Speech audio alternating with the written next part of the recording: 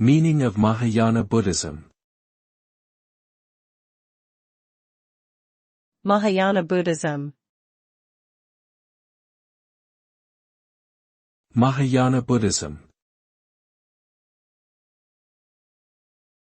Mahayana Buddhism. Mahayana Buddhism. Mahayana Buddhism is one of the two main branches of Buddhism, the other being Theravada Buddhism.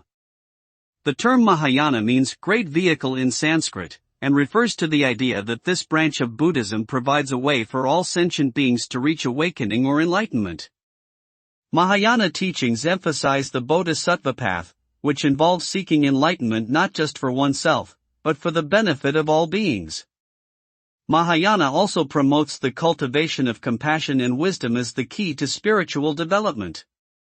This branch of Buddhism is practiced primarily in East Asia, including China, Japan, Korea, and Vietnam.